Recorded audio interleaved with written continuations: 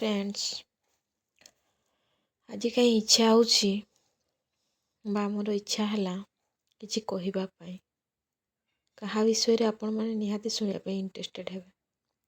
हाँ मु कहबी से स्त्री मानकर स्वामी मानक पदे किसी भूल बुझेनि फ्रेंड्स।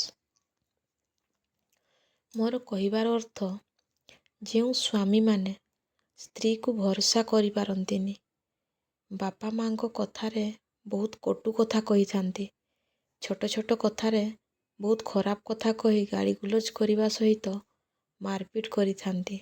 स्त्रीर बाप घर को छोट लोक ठू आरंभ करी 14 पुरुषर कथा जाक कही थांती, किंतु दरकार समय रे सेई पुरुष माने ससुर घर लोक कि तांको संपर्कीय लोकंक ठारू किछि आशा रखी थांती किंबा स्वामींकर बापा माँ को सेवा करिबा, तांको सम्मान देवा किंबा तांको भौणी घर किंबा तांको भौणींकर संपर्कीय मानक ठारे किछि स्त्री पाखरु सम्मान आशा रखिबा केते दूर ठीक सांग माने आपण माने टिके कहिबे।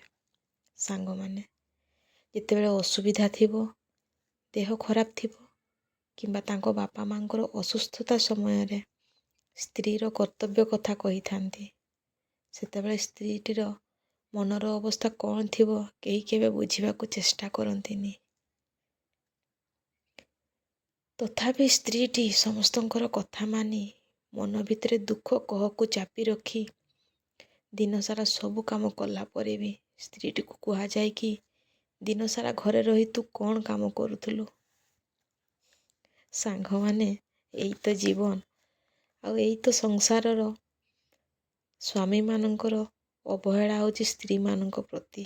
खाली सेतिकी नुहे सांग माने एते सबु हेला परे भी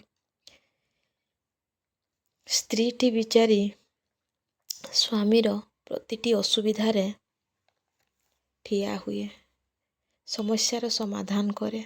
कारण कौन जानिछंती? कारण ता पिला मानकर बापा सीए पिला मानको मुह को चाही सबु दुख कष्ट को भूली जीवाकू चेष्टा करे।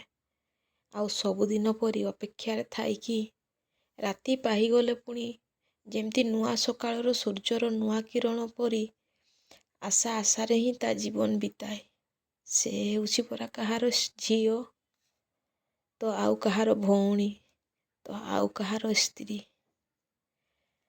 आउ जन्म देइथिबा ता पिला मानकर माँ सीए केमिति से ता कर्तव्य कथा भूली जीवो।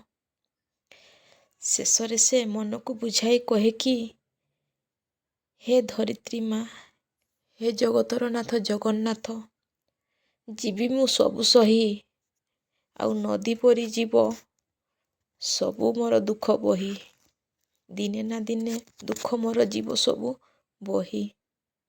सांग माने आपण मानकर भल पाइबा थिले मु सुंदर सुंदर लेखा सह आपण मानक सह मु शेयर करिवि। रहुछि।